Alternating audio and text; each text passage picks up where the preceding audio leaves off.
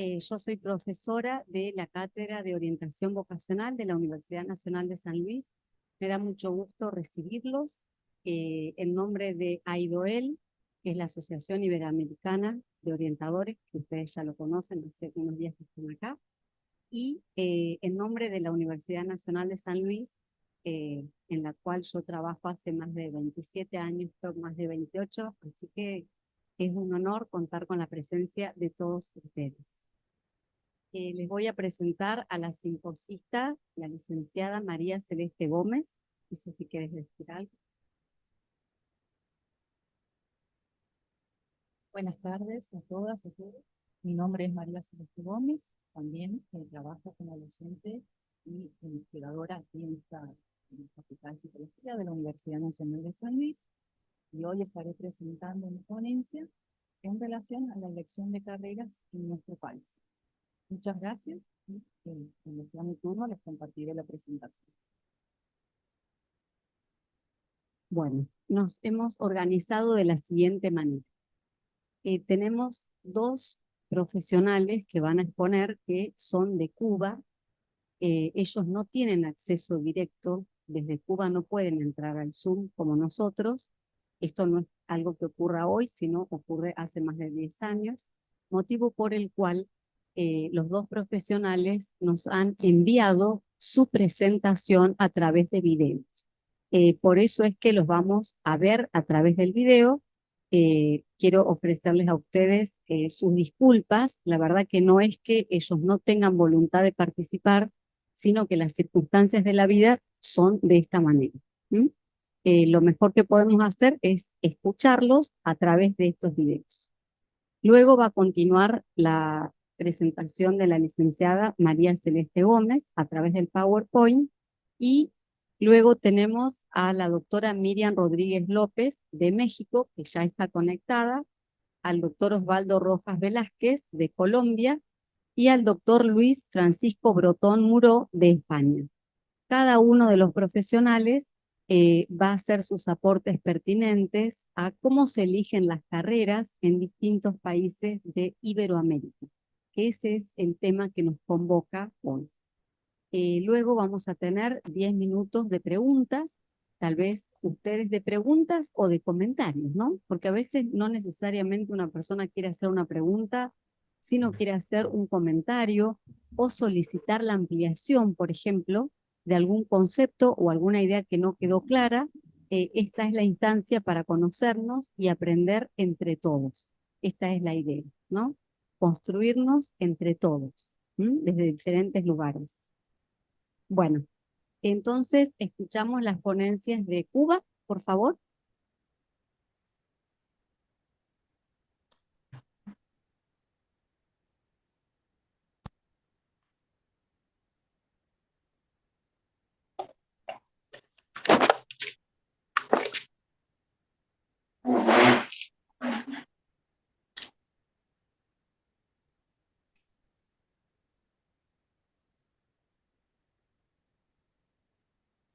En el acceso a la educación superior, desafíos y retos en la Universidad Cubana.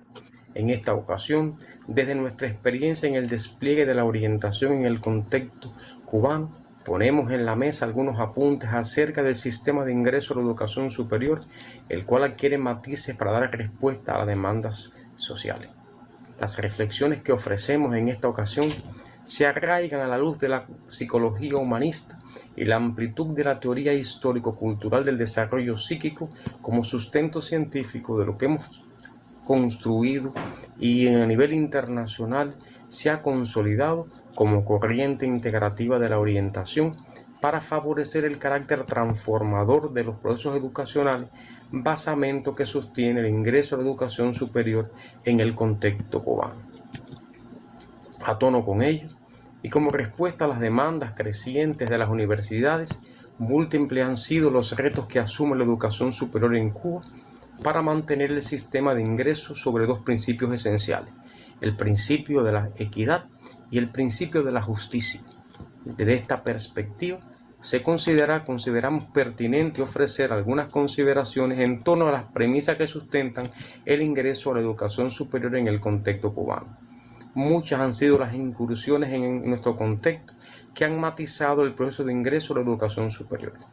El sistema que agrupa la red de universidades cubanas es extensa, que es un elemento que nos singulariza. Sin embargo, el ingreso a la educación superior tiene como singularidad un carácter más a la homogeneidad a partir del sistema común de ingreso a la educación superior, con el establecimiento de exámenes como requisito de ingreso.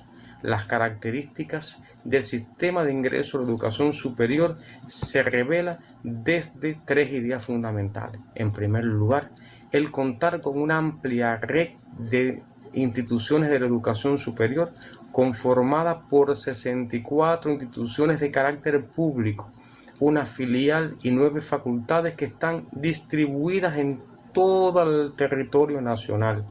Además, la manera en que se ofrece la oportunidad de acceso a la educación superior, con una oferta de más de 90 programas de formación que recibe anualmente a una cifra que asciende a los 114.000 estudiantes que logran vencer los requisitos de ingresos establecidos.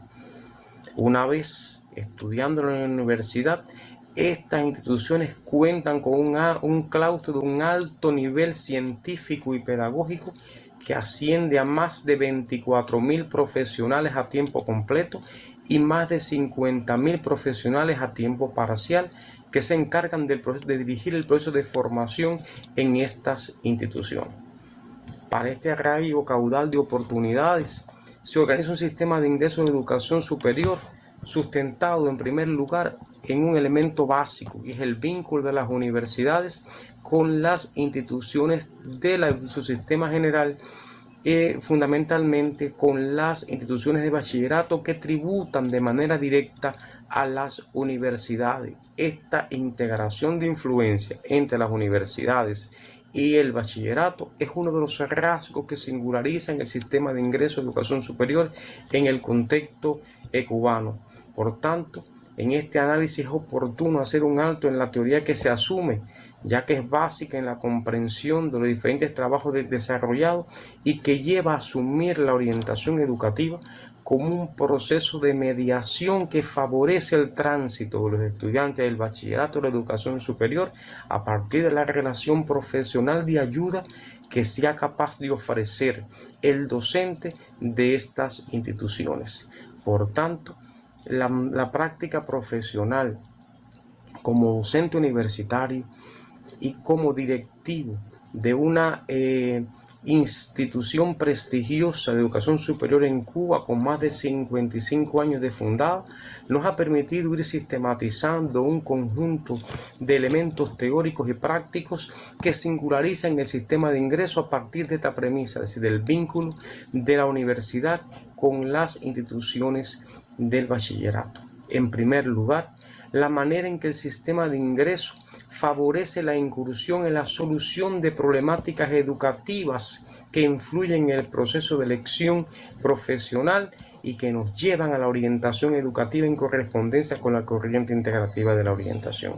En segundo lugar, la necesidad de profundizar en los referentes básicos de la función orientadora del docente, a partir que es una función inherente al objeto de su profesión.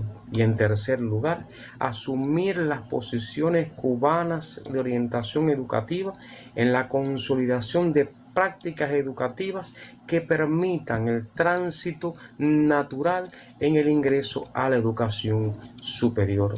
Por tanto, un elemento básico es la articulación de los aspectos sociales, psicológicos y pedagógicos en el accionar de las universidades en su integración con el bachillerato. Desde esta perspectiva, asumimos el ingreso a la educación superior como un proceso que se sustenta en tres elementos básicos.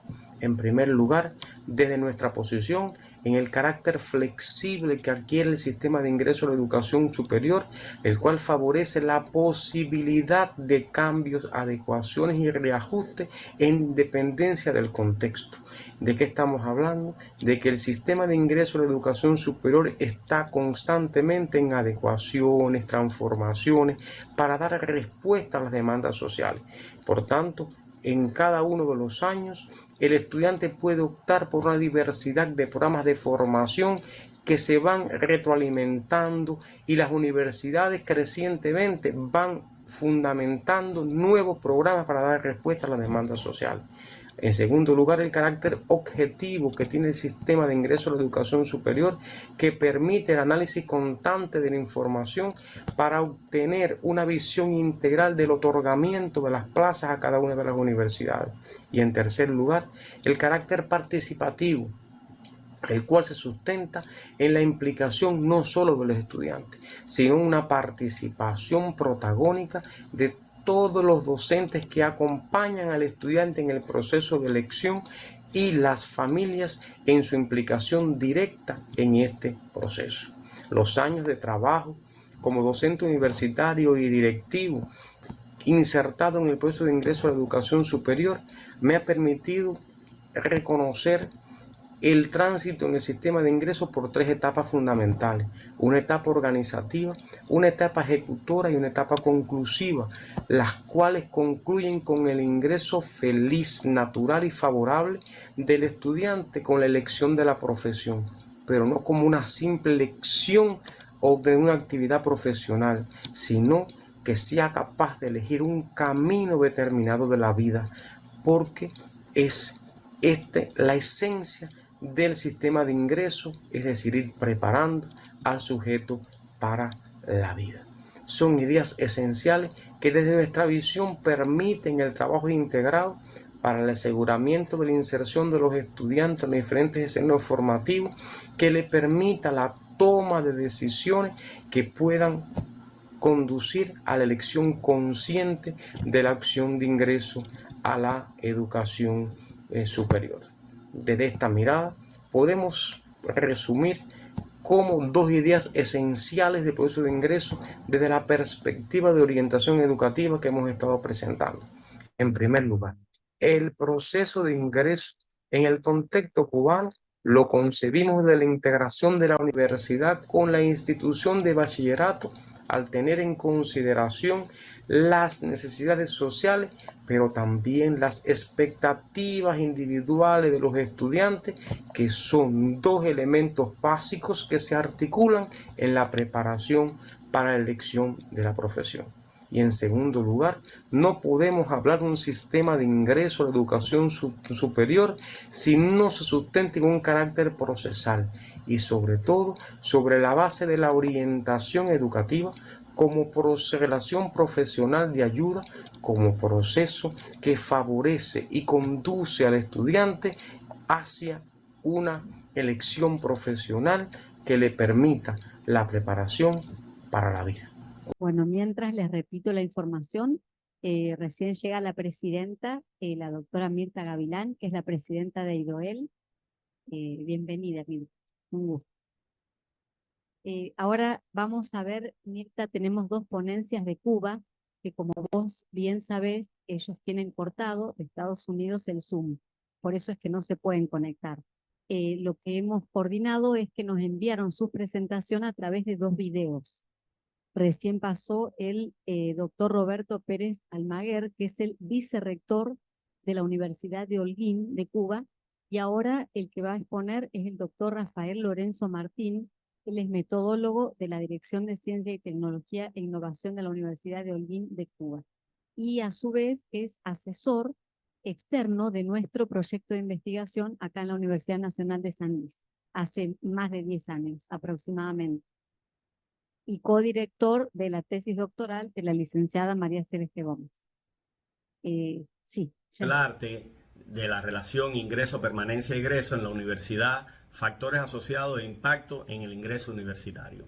En una búsqueda parcial en la literatura especializada sobre autores que en los últimos años han publicado excelentes aspectos en torno a diferentes posiciones y niveles de análisis sobre el acceso a la universidad y transición sobre el nivel educativo de los escolares de la educación media a la educación superior, hemos considerado que se destacan en algunos autores, en los que puedo mencionar como autores argentinos Quiroga, Núñez y Tusi, autores españoles Arco, Tirado, Trianes, Azpilicueta, Gratacos, Álvarez y Pantoja, autores mexicanos en los que están Norma y Yolanda Rodríguez, autores chilenos en los que están Serranos y Cortázar, y bueno, un portugués y un belga respectivamente, García Fernández y Jean-Pierre Pourtoy. Todos los autores de alguna manera intentan abordar temas referidos a los procesos de acceso a la educación superior y la inserción laboral de los estudiantes iberoamericanos, la relación entre el contexto socioeducativo, la trayectoria académica de los estudiantes iberoamericanos y la orientación durante la transición de la educación secundaria a la universidad y su impacto en el acceso y el éxito académico de estos estudiantes. Además de eso, existen otros valiosos aportes de la importancia de la orientación en la toma de decisiones y el acompañamiento de los estudiantes durante el proceso de transición, el desarrollo de programas de apoyo en la transición académica y emocional de los estudiantes en diferentes contextos iberoamericanos y la transición en la educación superior y políticas educativas. También se ven elementos importantes sobre factores asociados a los contextos, cómo influyen en el proceso de selección de la carrera y en la transición de la universidad, además de enfocar aspectos como la diversidad cultural y socioeconómica, así como la orientación y el apoyo de una transición exitosa de la universidad. También implican factores desde el punto de vista psicosocial y factores desde el punto de vista de la gestión. Evidentemente, todos estos autores, más allá de diferentes posiciones, tienen algunos aspectos en común que se los menciono de manera sintética. Contexto socioeconómico y cultural, intereses y habilidades, información sobre opiniones universitarias, diversidad e inclusión, orientación vocacional, preparación académica, soporte socioemocional, apoyo familiar y acceso a recursos y apoyo financiero. La orientación debe concebirse como un proceso progresivo en constante desarrollo a partir de potencialidades y restricciones contextuales, desde una intención personalizada a partir de la predisposición para lograr los nuevos objetivos. Busca apoyar a los estudiantes en su toma de decisiones que pudiera asegurar el éxito y realización a futuro. Estos aspectos adicionales pueden enriquecer aún más el análisis de acceso a la universidad y permitir un enfoque más competitivo, completo, holístico y efectivo en la orientación de los estudiantes del bachillerato, entre los que se destacan la orientación sobre el proceso de solicitud. Esta debe asegurar que los estudiantes comprenden y estén preparados para el proceso de solicitud universitaria. Además de eso, la evaluación de las necesidades especiales, puesto que algunos estudiantes pueden tener necesidades especiales o discapacidades que requieren adaptaciones y apoyos especiales. También el seguimiento y el apoyo durante la transición, es decir, la orientación debe proporcionar un espacio seguro donde los estudiantes puedan hablar sobre sus preocupaciones, miedo y expectativas, brindando apoyo emocional y ayudándolas a desarrollar habilidades de afrontamiento. Asimismo, el desarrollo de metas y planificación que incluye explorar oportunidades de aprendizaje, identificar opciones de posgrado y planificar la transición al mundo laboral después de la universidad. También el desarrollo de habilidades transversales que incluye habilidades como el pensamiento crítico, la comunicación efectiva, la resolución de problemas y el trabajo en equipo, que sean fundamentales para tener éxito tanto en la universidad como en el mundo laboral. Y por supuesto, las redes de apoyo o networking, como se menciona en inglés, puesto de que la orientación puede ayudar a los estudiantes a establecer y fortalecer redes de apoyo tanto dentro de la universidad como en la comunidad. En efecto, las grandes casas de estudio, con sus dinámicas, culturas organizacionales y procedimientos, pueden influir en manifestaciones satisfactorias en la relación ingreso-permanencia-egreso de los estudiantes en su transición por los niveles educativos, especialmente en el objeto de análisis en la educación superior. Entre estos elementos importantes a velar se destaca: el proceso de admisión debe ser transparente, es decir, la universidad debe contar con un proceso de admisión transparente y claro que incluye criterios de selección bien definidos y comunicados. Esto garantiza que los estudiantes de bachillerato comprendan los requisitos de ingreso y tengan una idea clara de cómo pueden cumplir con ellos. Las políticas de inclusión y diversidad. La universidad debe tener políticas y prácticas que promuevan la inclusión y la diversidad, asegurando el acceso equitativo para todos los estudiantes. Esto implica, obvio, eliminar barreras y discriminación basada en el origen étnico, religión, género, orientación sexual, discapacidad, etc. Los programas de orientación universitaria son muy importantes. La universidad debe contar con programas de orientación para ayudar a los estudiantes en bachillerato a adaptarse a su vida universitaria. Esto puede incluir sesiones informativas, actividades de integración, tutorías y orientación académica y profesional, así como recursos de desarrollo de habilidades de estudio y gestión del tiempo, asesoramiento académico, apoyo emocional y psicológico. Acceso a los recursos educativos. La universidad debe garantizar que los estudiantes tengan acceso a distintos recursos educativos como bibliotecas, laboratorios, tecnologías y materiales de aprendizaje actualizados. Las oportunidades de práctica y empleabilidad. Esto puede incluir colaboraciones con empresas, ferias de empleo y programas de mentoría. Las propuestas curriculares deben ser además flexibles y modulares. Los programas de formación desde su configuración deben velar por un cronograma que permita a los estudiantes realizar otras actividades, incluso trabajar para favorecer su sostenibilidad y que esto no sea causa de abandono o prórroga excesiva para terminar sus estudios. Asimismo, la flexibilidad y opciones alternativas se debe considerar estas opciones como programas de ciclos cortos, de formación técnica, educación a distancia, cursos en línea y programas de aprendizaje para aquellos estudiantes que prefieren explorar otras vías de educación y empleo. La retroalimentación y evaluación y mejora continua en la universidad debe llevarse a cabo desde evaluaciones periódicas sus programas y servicios. Esto implica recopilar una retroalimentación de los estudiantes, profesores, empleadores y otros actores involucrados en la gestión universitaria. Como se puede observar en las descripciones antes mencionadas, las manifestaciones de reacción por parte de los estudiantes al entrar a la universidad son diversas, pero además se observan de manera empírica la incidencia que tienen diferentes naturalezas de factores asociados al éxito escolar en el nivel educativo anterior y su aproximación a la transición del posterior. En este sentido, se exhorta a la comprensión del fenómeno ingreso, permanencia y egreso, o eficiencia del ciclo, como también suele llamarse, a una demanda de investigaciones mixtas por completamiento de alcance causal. Se termina mi exposición comentando un ejemplo práctico de dos investigaciones por completamiento de estudios de casos longitudinales, primero de desarrollo en la educación matemática en el bachiller y después de su seguimiento en la universidad. La primera investigación implicaba identificar factores asociados a la calidad de la educación matemática en el bachiller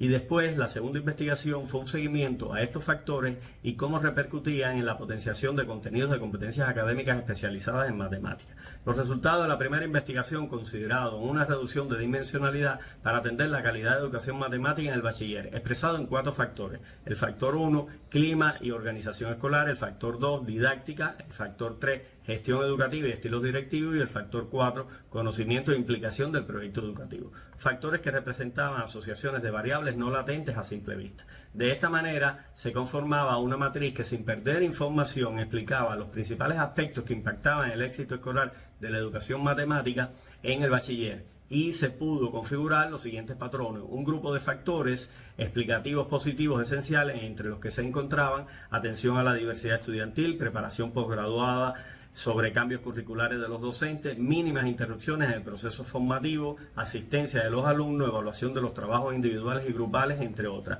Un grupo de factores explicativos poco relacionados y que tenían poca interrelación con estos esenciales, como eran sistematización de los procedimientos, relación del claustro con el consejo de dirección, planteamiento del trabajo para maximizar el aprendizaje e implicación familiar en la organización de la escuela. Y por último, unos factores explicativos que correlacionaban negativamente, que eran el seguimiento del director al aprendizaje de los alumnos, calidad del tiempo lectivo, actividades extraescolares y actividades del tiempo libre, entre otros elementos.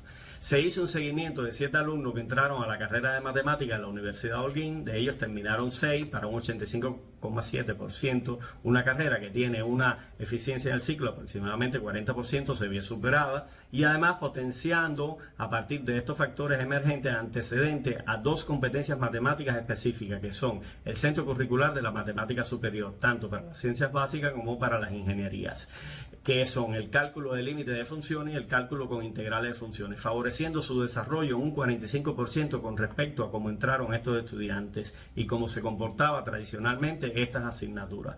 De estos 6 estudiantes, 5 fueron de rendimiento de talento y 4 ganaron olimpiadas universitarias de matemática con un bronce, una plata y 2 medallas de oro. Hecho inédito para la Universidad Holguinera, lo que significa que la orientación y la transición de la universidad no es un hecho aislado, es un hecho acumulativo que implica un continuo metodológico que se debe velar de los elementos antes desde factores multicausales y de distintas naturalezas. Muchas gracias.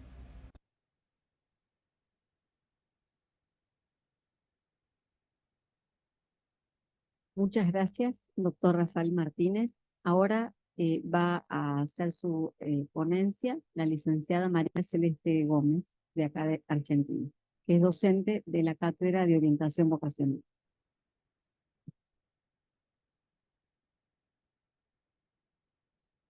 Bueno, muchas gracias, Corina Tejedor, por la presentación.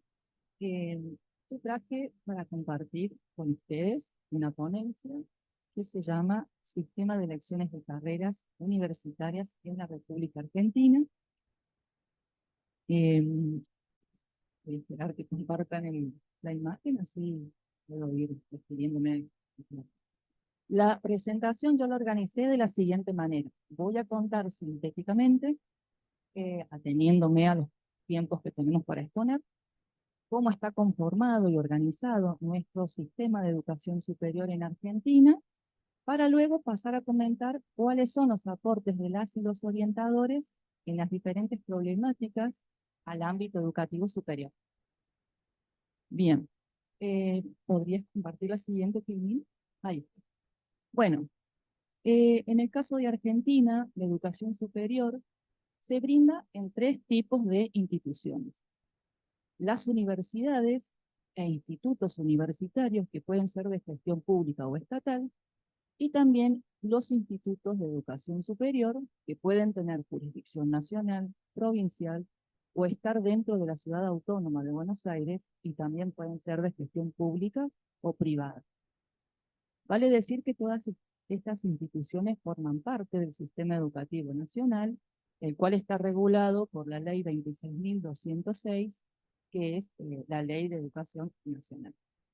Y cabe mencionar que el Estado nacional, las provincias y la ciudad autónoma de Buenos Aires tienen la función principal e indelegable sobre la educación superior, en tanto y en cuanto la educación y el conocimiento son concebidos como un bien público y un derecho humano y personal y social en el marco de lo establecido por la ley 26.206.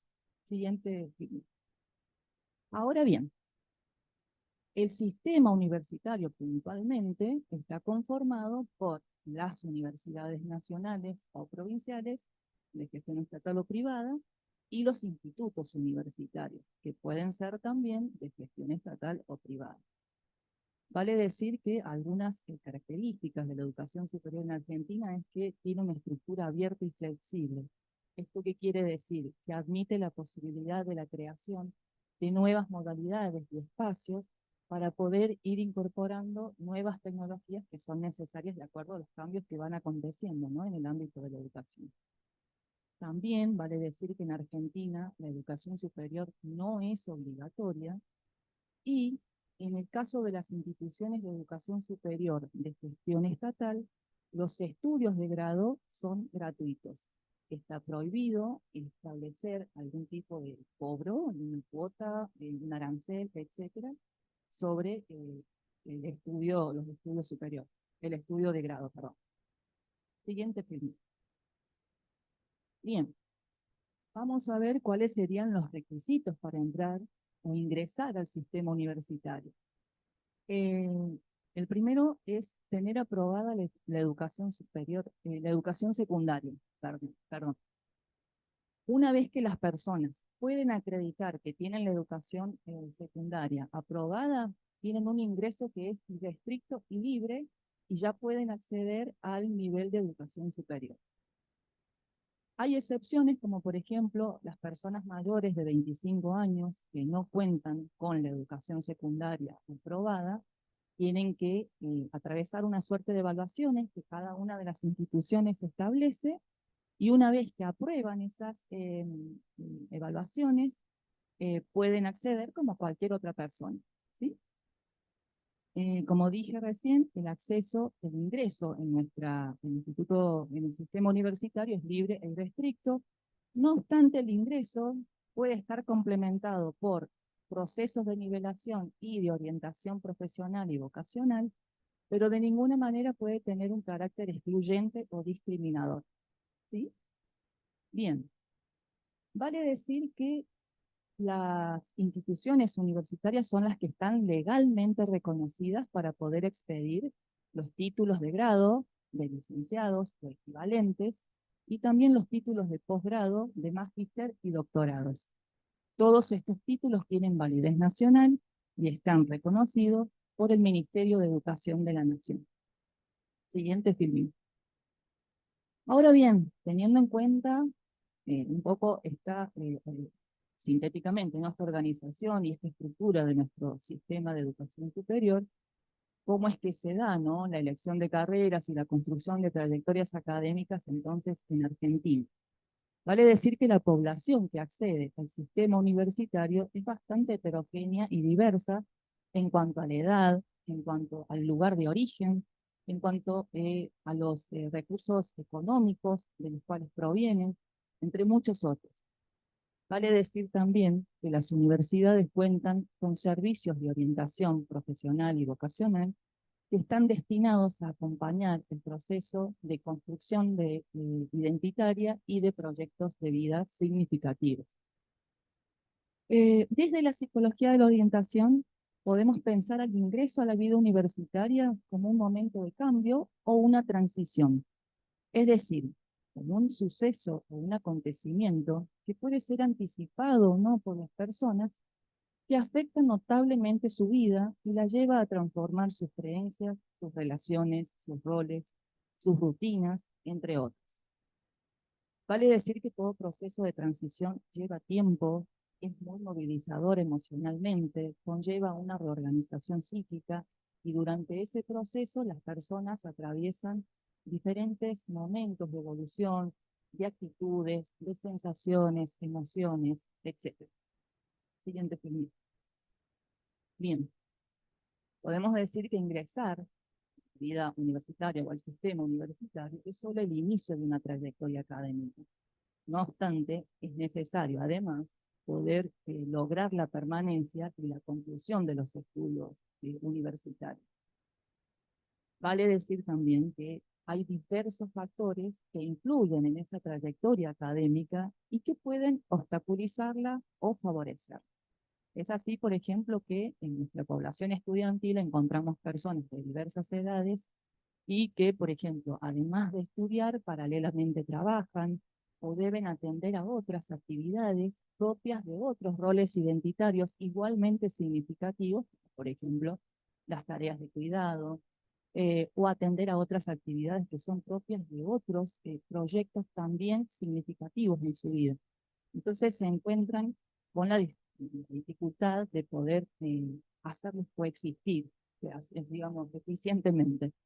También se pueden sumar diferentes factores institucionales o del país mismo, ¿no? Situaciones económicas que todos debemos afrontar, situaciones familiares, situaciones emocionales, bueno, diferentes factores, perdón, que pueden generar un gran desgaste en la persona y la deserción universitaria o el aplazamiento o el alargamiento de la carrera se convierte en una opción, digamos.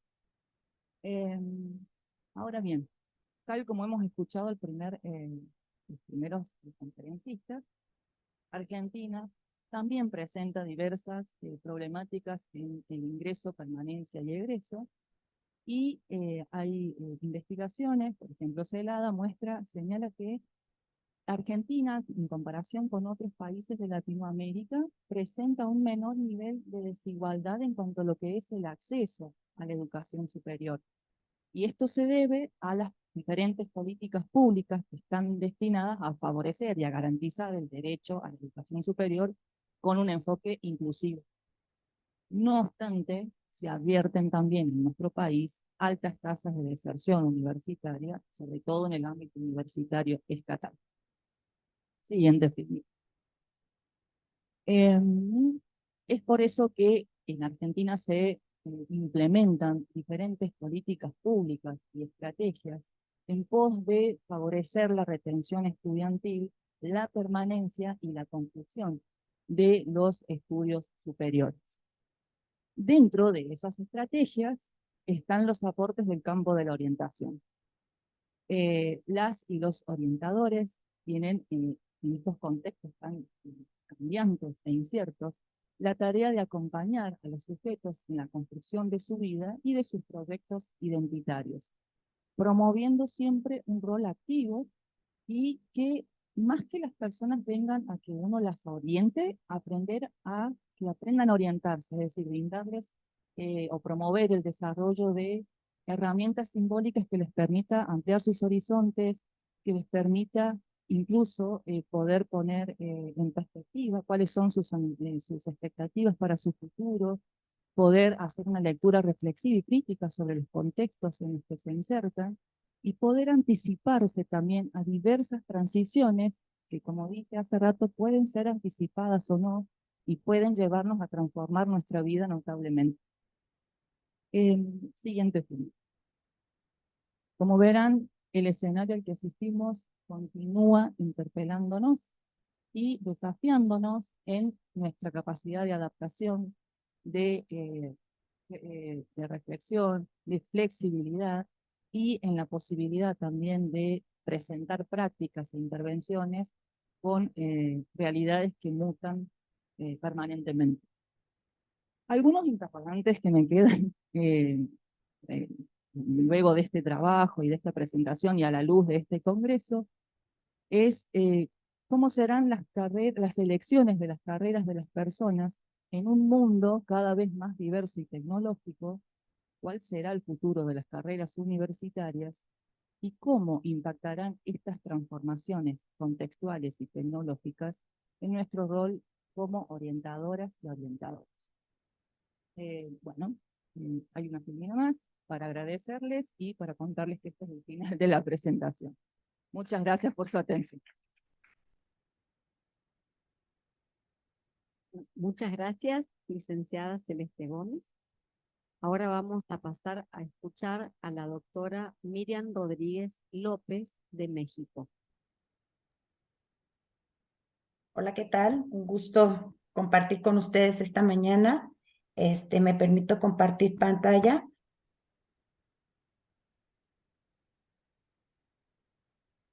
Caray. ¿Me pueden habilitar, por favor, la función para compartir pantalla? Ya le habilitan. Sí, sí, están en eso. Un segundito. Gracias. Qué amable. Ya está habilitado. Ok, perfecto.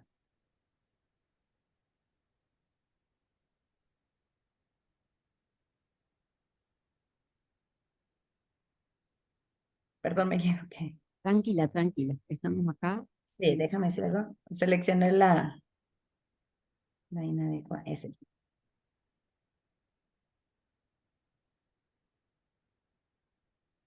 Ok, ¿sí logran visualizar bien la pantalla? Sí, sí, sí, se ve muy bien. Muy bien. Agradezco el espacio que se nos da para poder compartir los conocimientos que tenemos acerca de la educación y de los procesos de ingreso a las universidades mexicanas. Gracias a este Congreso Iberoamericano de Orientación, un mundo diverso y tecnológico, dilemas para la orientación. Me permito compartir con ustedes la información de nuestras investigaciones y el proceso de ingreso a las universidades en México. Hoy me complace estar aquí para discutir un tema de gran relevancia en el ámbito educativo. Este tema es crucial, ya que la educación superior desempeña un papel fundamental en la formación personal y profesional y en el desarrollo de una sociedad. La educación colabora en el crecimiento de la sociedad y la sociedad contribuye en la educación del individuo. La educación del individuo se lleva a cabo en las escuelas y en las familias principalmente. El modelo a elegir para educar depende mucho de la sociedad, del momento, el entorno social y la cultura que nos rodea. La educación es algo que está continuamente cambiando, siendo modificada y no obsoleta, alejada de la sociedad. Sin duda, el ingreso de la educación superior es un tema de gran relevancia en el ámbito educativo, ya que la educación superior desempeña un papel fundamental en la formación de profesionales y en el desarrollo de una sociedad en México. Como en muchos otros países, el proceso de ingreso a la universidad es un momento crucial en la vida de los jóvenes recién egresados de la preparatoria. El proceso de la admisión a las instituciones de educación superior en México puede variar según la universidad que desees ingresar. Primero, deberás investigar y elegir la institución educativa que te interesa para después indagar los requisitos específicos de admisión que suelen incluir el haber concluido la educación media superior. Posteriormente, deberás presentar exámenes de admisión como el Examen Nacional de Ingreso a la Educación Superior o pruebas específicas para tu programa de elección. Los resultados de este examen se deben utilizar para determinar si eres aceptado y en algunos casos para asignarte un lugar en el programa deseado. Los resultados de este examen se utilizarán para determinar si eres aceptado y en algunos casos para asignarte un lugar en el programa deseado. Posteriormente, debes de completar el proceso de registro y presentar una solicitud de admisión en la institución. De algunas instituciones puedes requerir entrevistas si eres aceptado. Deberás seguir las instrucciones de la institución para complementar el proceso de la matrícula. En resumen, el proceso de ingreso a la universidad es un tema multidimensional que implica desafíos, pero también oportunidades significativas. Es fundamental seguir trabajando juntos para la mejora continua y fortalecer nuestro sistema educativo. Es importante hacer notar que el sistema de elección y proceso de ingreso a las universidades mexicanas es muy importante. Sin embargo, hay una mejora continua que debemos de pues estar trabajando, ya que los indicadores, ya que el alumno entró o que es parte de la universidad y los indicadores de rezago, reprobación y eficiencia terminal están en números rojos en México. El estar trabajando de la mano con las tutorías, el acompañamiento tanto personal como académico de los alumnos para cumplir y ir variando estos indicadores es muy importante y es parte del proceso educativo que debemos estar trabajando en esta mejora continua, ya que día a día, a pesar de contar con procesos bien administrados, con procesos de tutoría bien argumentados y con sistemas de calidad, tenemos los indicadores de eficiencia terminal en números rojos. Debemos seguir trabajando para que estos alumnos, para cambiar este tipo de indicadores. Y también es importante hacer notar que a pesar de las oportunidades que se les está dando a los alumnos de preparatoria para ingresar al sistema de educación superior, quedan muchos alumnos fuera de los sistemas sin tener la oportunidad de formarse con una educación superior. Hay mucha mejora continua que debemos trabajar y creo que de la mano y haciendo estas colaboraciones y conociendo cómo son los aportes de otros países, podemos hacer una mejora continua y tener los indicadores que nosotros necesitamos en la educación. Sin más, agradezco el espacio y quedo a sus amables órdenes. Buenas tardes.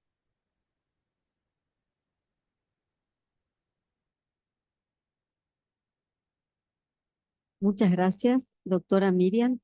Al final, tal vez existan algunas preguntas. Si usted es tan amable, nos gustaría que permanezca en la sala. Muchas gracias. Así será. Ahora, bueno, muy amable. Ahora continuaría su presentación el doctor Luis Francisco Brotón Muró, de la Universidad Miguel Hernández de Elche, de España.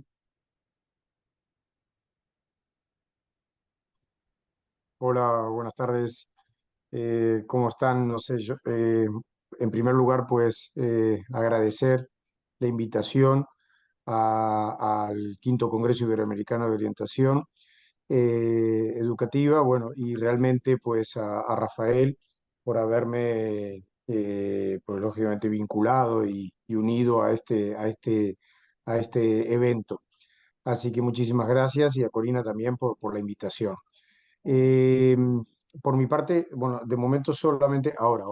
De momento, bueno, les cuento un poco más o menos cuál es la idea, ¿no? Yo soy profesor de la Universidad Miguel Hernández de Elche, de España, pero al mismo tiempo soy uruguayo y español y tuve la oportunidad bueno, de trabajar y sigo vinculado con Uruguay. Entonces, más allá de que lógicamente de España podría hablar muy bien de cómo es el proceso de ingreso a la universidad en España, que es todo un tema y de gran discusión hoy, por todo el tema de cupos, el tema de exámenes previos a los ingresos a las carreras, el tema de que genera desarraigos familiares, problemas económicos, por lo que son todo el tema de lo que es llegar a la nota mínima, a la nota de corte para poder entrar a la universidad, y si no la logras te tienes que ir a otra provincia y de otra ciudad, o el niño se tiene que frustrar y dejar esa carrera porque no logra entrar. Más allá de todos esos problemas, que es un problema actual en la sociedad española grave, no vengo a presentar eso, justamente. Vengo a presentar y analizar, porque eso es todo un tema realmente, vengo a analizar pues un estudio que hice hace mucho tiempo en Uruguay, ya que dirigí durante 11 años un centro universitario español que se instaló en Colonia del Sacramento, y para ayudar a la descentralización universitaria en Uruguay. Entonces, fue un proyecto de cooperación, estuve de director durante 11 años, 13 años, y ahí pues me sirvió para hacer la tesis doctoral, que saqué unas conclusiones que os las voy a presentar, y hoy, 13 años después, no, 15 años después, volví a refutar la tesis aquellas con aquellas recomendaciones para ver si se cumplieron o no se cumplieron, con la alegría de ver que se cumplieron. Entonces, os vengo a mostrar lo que pasó, lo que es Uruguay, rápidamente a nivel de educación, ¿no?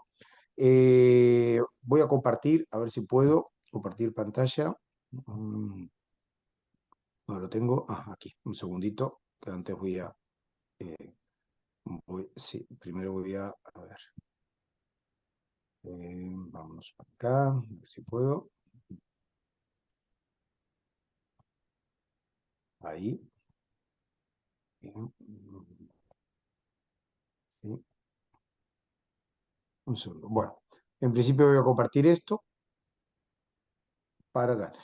Esto lo ven, ¿no? Creo que lo están viendo, no sé si... Sí, ahora sí. Bueno, hace poco publiqué, Ahí sí ¿lo se están ve. viendo? No, no se ve. Sí, vale. Hace poco publiqué en esta revista pues las conclusiones justamente del análisis que hice pues en el 2008, y el estudio fue avance, el artículo se llama Avances en la descentralización universitaria en Uruguay, cómo avanzamos.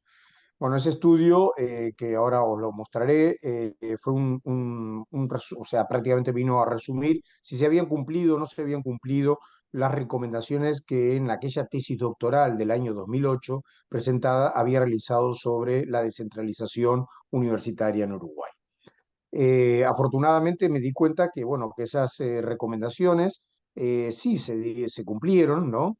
Y bueno, se cumplieron en las tres características que había determinado, ¿no?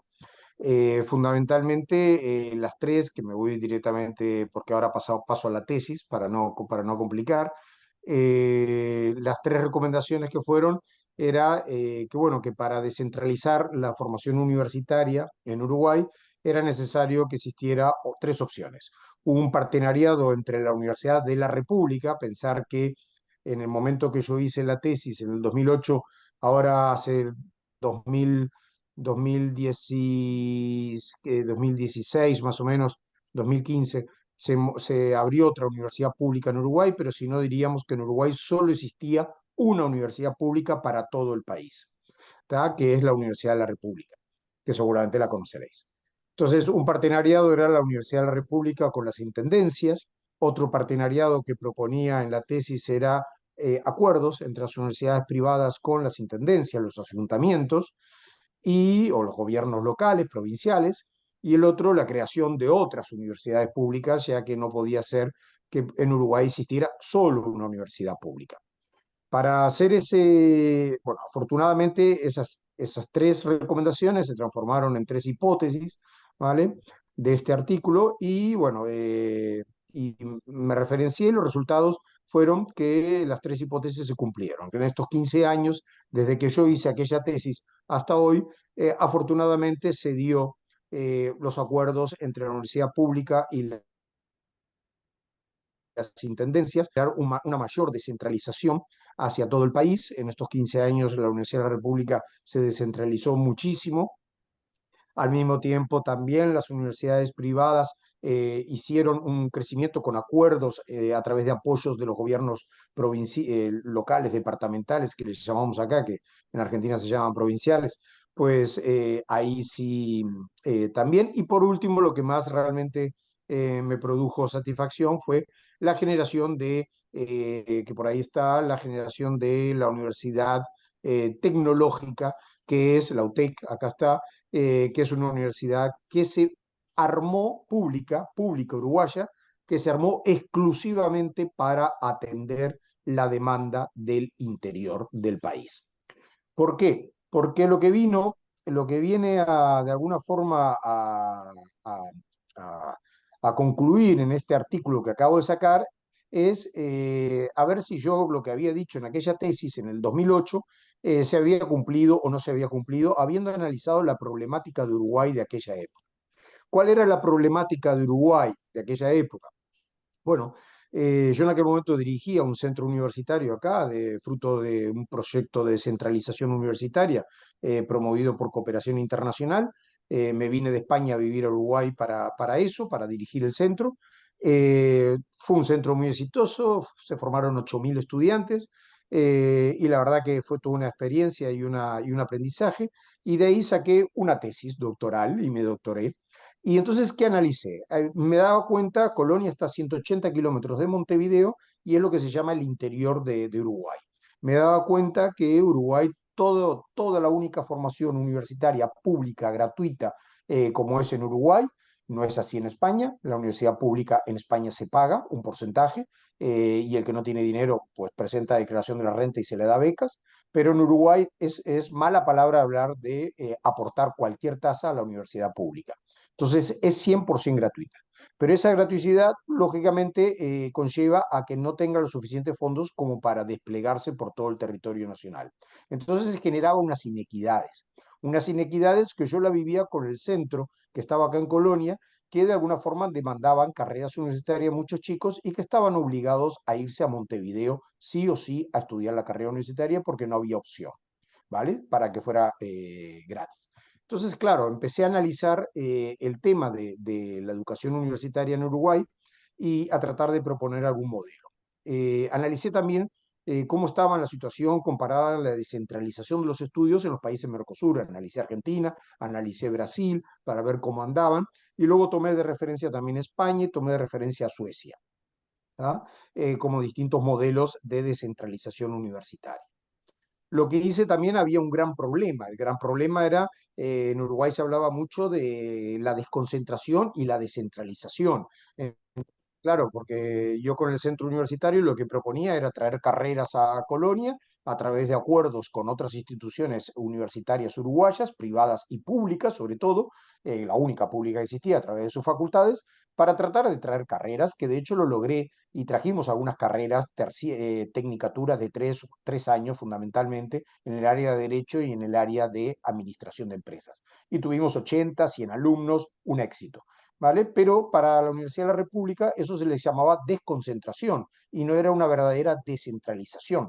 Entonces, ¿por qué? Porque solamente estábamos trayendo la carrera y no había una generación de una universidad en el interior con todo lo que conlleva la palabra universidad, que es investigación aplicada, acercamiento al medio, sino simplemente estábamos dando carreras para que se formaran. Entonces, a pesar de eso, había un rechazo de mucha parte de la población de la Universidad de la República, sobre todo estudiantes de Montevideo, de la Federación de Estudiantes, que no les gustaba la idea de que se montaran otros centros desconcentrados de la capital. Bueno, pues frente a esa problemática, agarré y lo que hice, pues empecé a analizar un poco la situación y analicé varios temas. Analicé uno de los puntos, era decir, bueno, tanto hablamos de equidad social, de un sistema universitario equitativo, tal, y nos estamos dando cuenta que el 56% en aquella época, estoy hablando 2002, 2004, de los jóvenes que tienen entre 18 y 24 años residen en el interior, pero solo el 34% de la matrícula universitaria está constituida por estudiantes nacidos en el interior. Con lo cual ahí ya te estaba demostrando que había un 20% de frustrados, en pocas palabras, de alumnos que por razones económicas no podían asistir a la capital y tenían que abandonar y renunciar a poder generar una educación universitaria porque no había. La UDELAR no contaba con capacidad y con presupuesto para descentralizarse. A pesar de eso, la Universidad de la República, en su ley, dice, es un ente autónomo, no depende del Ministerio de Educación y por lo tanto tiene su libertad de actuación, ¿no? pero en cambio tiene dentro del plan estratégico, sí tiene muy claro el artículo 1, la necesidad de la equidad social y geográfica. Es lo que promueven, al igual que el artículo 5, promover la equidad geográfica y social. Pero no se estaba dando. Entonces, ¿qué problemas se referían al análisis que hice? La participación de alumnos de rentas bajas y atender la demanda de la región del interior del país. Me di cuenta que los 2/5 de menores ingresos constituyen el 50% de la franja de edad de 20 a 24 años y apenas un 4% de todos los egresados universitarios de la República pertenecen a esos grupos socioeconómicos. Y cambio, los 2/5 de mayor ingreso en Uruguay constituye el 32% de la franja de edad perdón que no lo llego a ver porque tengo aquí esto que me está jorobando, y un 70% de la matrícula constituyen el 90% de los egresos. Entonces, con esto que estamos hablando acá, dices, bueno, conclusión, pues lógicamente la gente que más dinero tiene es la que más va a la universidad pública que es gratuita, la gente que menos dinero tiene es la que menos va, y al fin y al cabo el presupuesto del Estado lo está utilizando la gente que más dinero tiene, porque es la que sale realmente egresada, cuando podría estar pagando universidades privadas, pero ahí no hay equidad. Entonces dije, acá no hay equidad. Acá no se está dando esa equidad que se nombra, y menos cuando la dificultad es. Bueno, pues estuve analizando prácticamente, no voy a poner toda la tesis doctoral ni mucho menos, analicé, bueno, por los porcentajes de estudios, tal, tasas brutas de educación, tal, comparado, vi lo que tenía el sistema a nivel en aquel momento, una sede en Salto, una sede en Paysandú, una casa universitaria, que no eran con carreras, simplemente a lo mejor es un año y nada más, o algunos centros o algunos cursos de extensión universitaria, que era lo que estaba haciendo la Universidad de la República en aquel momento. Y lo que hice fue, y bueno, las universidades privadas prácticamente eran muy nulas. ¿Por qué? Porque eran caras para el interior del país, no solamente eran caras, en Montevideo son caras ya de por sí, sino eran caras para el interior, y para lo que cobraban, pues realmente el alumno decía, oye, pues me cuesta prácticamente igual pagarme una privada aquí en mi casa, o al contrario, me sale más barato ir a un apartamento en Montevideo y alquilarme una casa e ir a la pública, que tiene mucho más relevancia la universidad pública que las privadas en Uruguay, lógicamente tienen más investigación, tienen más fuerza, que pagar una privada en el interior. Entonces, claro, las privadas, de hecho, muchas privadas no pudieron seguir creciendo y tuvieron que ir cerrando porque no había suficientes alumnos y porque los costos eran muy altos.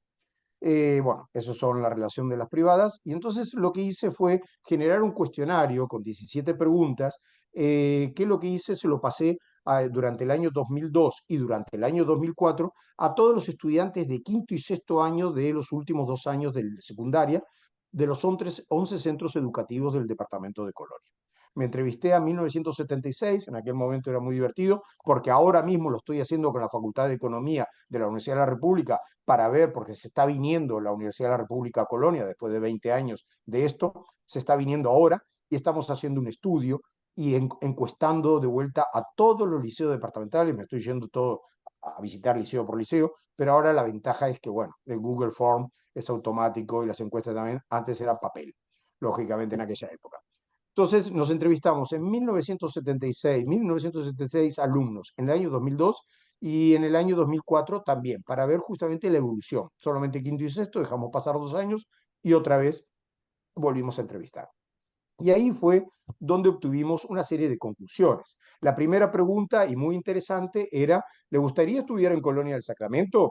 Y la mayoría decía que sí, porque estaba el mito, la creencia de que como los padres y todas las generaciones anteriores tuvieron que irse a Montevideo, es venirse a las universidades al interior del país es un atraso, al chico lo desarrolla irse a Montevideo y abandonar su hogar e irse. Y lo curioso fue demostrar que todo el mundo quería quedarse en su casa a estudiar la carrera universitaria. Entonces, eso era uno de los primeros conclusiones interesantes que sacamos. Bueno, vimos luego el tipo de carreras que quería y el porcentaje. Llegamos a ver también, inclusive, que no es fruto de este análisis, llegamos a ver qué tipo de carreras concretamente, cuáles eran las más demandadas, ¿vale?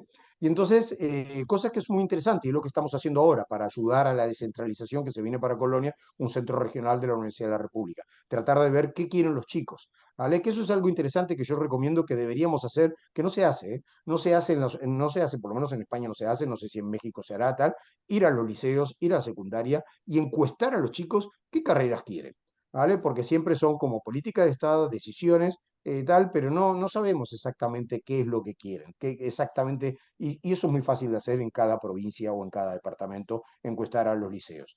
Pero bueno, el análisis que se hizo en aquel momento dibujó una serie, invitar a las facultades de la Universidad de la República a desarrollar planes de estudios justamente con las intendencias. Entonces aquí viene el papel de las intendencias. Las intendencias, los gobiernos locales, municipales, como le llaman en Argentina, o provinciales o ayuntamientos, como llamamos en España, me dije, España, por ejemplo, la comunidad autónoma de Valencia, como la catalana, como la madrileña, como tal, lógicamente son autónomas y tienen presupuestos para las universidades y aportan dinero para el desarrollo de universidades públicas. El 75% del dinero que reciben las universidades para desarrollar sus carreras son del Estado y el 25% lo cobran solo de matrícula, para aquellos que pueden pagar, al resto no. ¿Vale? Pero me dije, ¿aquí qué pasa? Le digo, no tenemos dinero del presupuesto de la única universidad pública que hay, no tiene dinero por una serie de razones, que no es el tema de ahora, pero no tiene dinero. ¿Y qué hacen las intendencias para ayudar al desarrollo local de sus propias provincias? ¿Son activas o simplemente pasivas? Y entonces me analicé lo que son las cuentas de las intendencias y pedí los presupuestos de gobiernos locales para ver cuánto dinero gastaban realmente en educación. Prácticamente en educación gastan cero, en cultura muy poquito y casi todo se lo gastan en otros temas como puede ser ejecutivos, infraestructura, obra, pero en educación cero. Entonces, claro, dije, madre mía, digo, qué problema realmente si el gobierno local no apoya con dinero al desarrollo local a través de la educación, siendo el pilar fundamental de cualquier desarrollo sano de una sociedad. Pero bueno, entonces analicé eso, analicé varias cosas y la otra fue la creación de universidades públicas regionales. Bueno, esas fueron las conclusiones que saqué en ese momento y bueno, y gracias a eso, que ya lo presenté como tesis en su momento, hoy por hoy, después de 15 años y trabajando sobre un nuevo artículo y una nueva investigación para ver qué quieren los chicos hoy, después de 15 años, redacté este artículo comprobando que sí se habían dado las tres recomendaciones anteriores de mi tesis y que afortunadamente en Uruguay se logró una descentralización universitaria y estamos en un proceso creciente en ese sentido. Pero bueno, es un análisis rápido que quería mostrarles y conclusiones interesantes. Bueno, pues realmente que creo que en educación universitaria creo que debemos avanzar muchísimo más. Hay herramientas suficientes hoy por hoy gracias a la pandemia que nos trajo, que es esa híbrido virtualidad con todos sus defectos y que realmente deberíamos aprovecharlas. Hay que escuchar un poco más al alumnado. No sé cuántas veces de todos los que estamos acá en sus ciudades y en sus lugares se entrevista al alumnado de quinto y sexto de secundaria para ver lo que quieren realmente y se hacen para tomar decisiones. Y luego hay problemas graves con presupuestos a nivel de descentralización y de las universidades, sobre todo porque gastan mucho presupuesto en un crecimiento constante de lo que es cuerpo docente porque, por ejemplo, una de las características bien típicas que suele suceder, que pasa en muchos países, es que el alumno entra y tiene el derecho a estudiar y a examinarse de la asignatura indefinidamente y no tiene un límite de veces. Y por lo tanto, constantemente el crecimiento universitario de alumnos va creciendo y conlleva obligatoriamente a crecer el número de profesores para atenderlos. Entonces, al no haber límite, lógicamente ningún presupuesto nunca va a ser suficiente. Así que, pues, muchas gracias por este ratito que me concedieron. Muchas gracias, doctor. Un placer. Muy amable. Por favor, gracias. Bueno, ahora nos quedan poquitos minutos. Falta una presentación y inmediatamente las personas que tengan algún comentario, alguna pregunta, sería oportuno que la hiciesen antes de que termine. ¿A qué hora termina el Zoom? ¿Nos podés decir, por favor? Ah, o sea, casi que muy poquitito que. Bueno, doctor Osvaldo Rojas Velázquez, acá está. Estábamos hablando recién que ya estaba conectado. Un gusto, bienvenido al Congreso de AIDOEL. Buenas tardes. ¿Nos Bueno, escuchan, por favor? Buenas tardes. sí, muy bien, se lo escucha. Vale, vale. Primero que todo, muchas gracias por la invitación al comité organizador de este importante evento y en especial a la doctora María Corina por la invitación de estar acá en esta actividad que es elecciones de las carreras universitarias. ¿Ya puedo comenzar? Discúlpela. Sí, sí, sí, sí. Muchas gracias a usted por participar.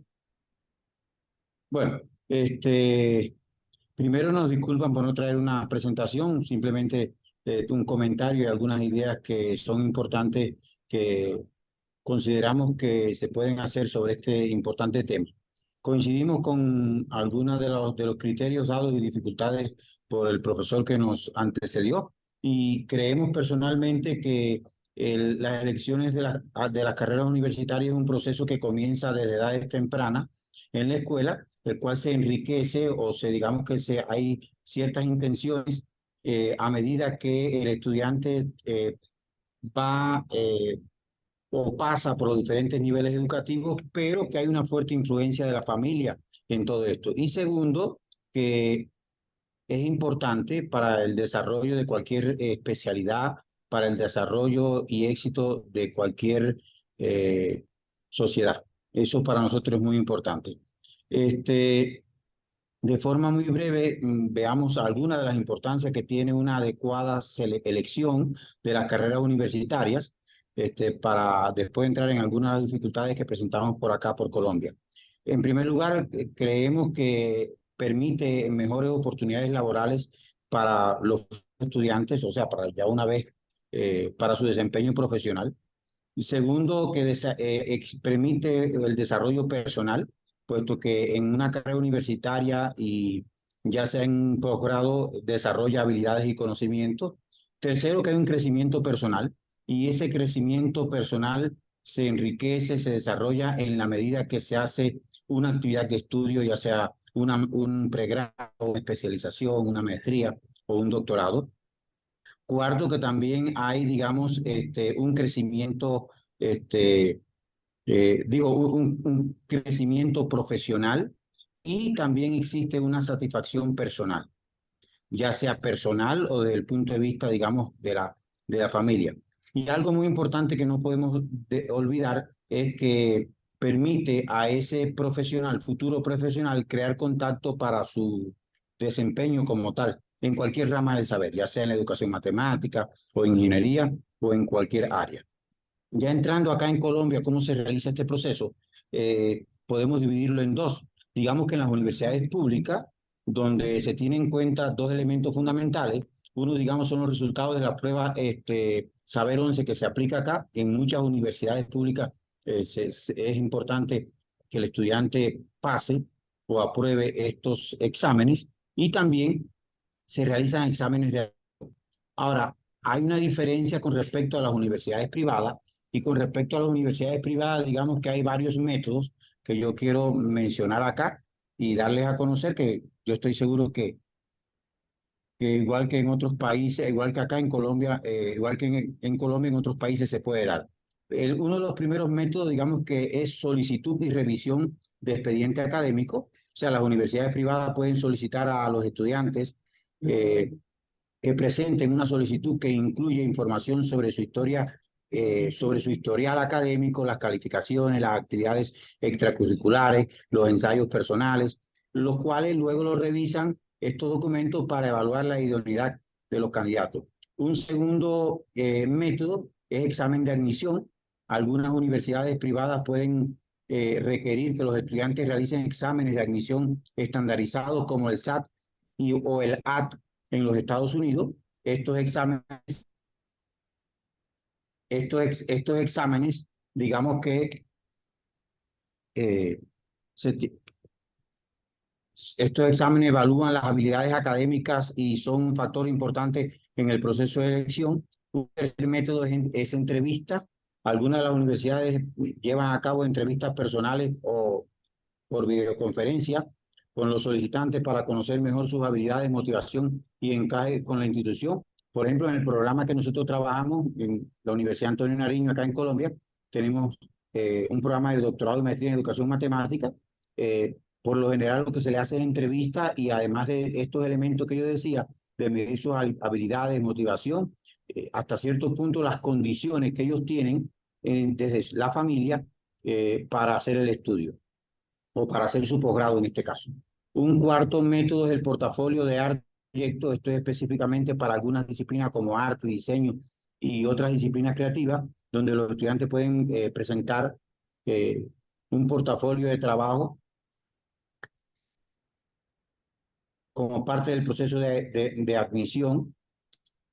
Un quinto método, digamos que son pruebas de habilidades específicas para programas académicos específicos, como es el caso de la medicina o el derecho. Es posible que requieran algunas pruebas de actitud específica. Nosotros en la universidad, digamos que tenemos el programa de medicina y se puede dar el lujo de elegir a sus estudiantes por la aceptación que tienen y por supuesto utiliza esas pruebas de habilidades específicas. Una carta de recomendación es otro de los métodos que ustedes pueden, o que es importante es que se conozca. Las universidades a menudo solicitan cartas de recomendaciones de profesores, consejeros escolares u otras personas que pueden dar información sobre las habilidades y la idoneidad del estudiante. Como un método 7, digamos, el otro método de la evaluación de habilidades y talentos especiales, que se utilizan en algunas carreras de la universidad, de universidades acá en Colombia. Algunas universidades pueden considerar talentos especiales como habilidades deportivas, musicales o artísticas y tomar una decisión en ese sentido.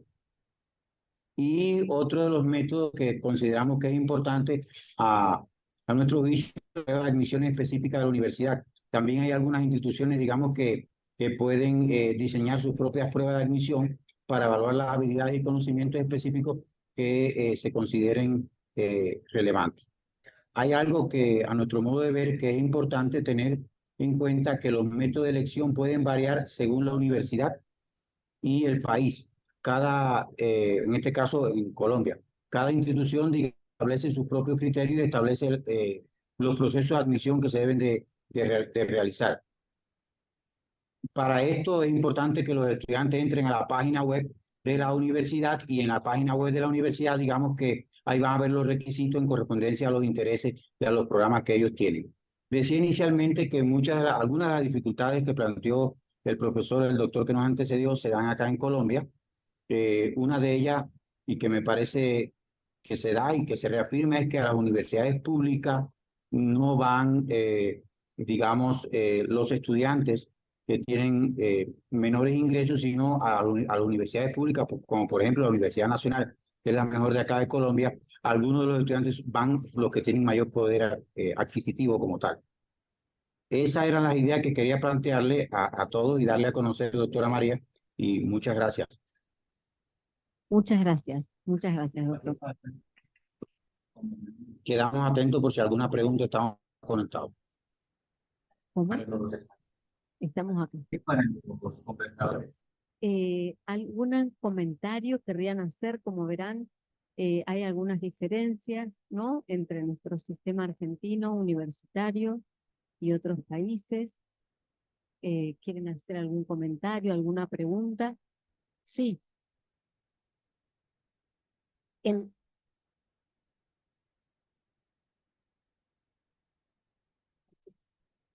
Básicamente, a la doctora de México, quería preguntarle con relación al ingreso, si estas pruebas no son, digamos, si no son correctamente respondidas, si no se puede acceder, ¿qué pasa en ese caso con los estudiantes?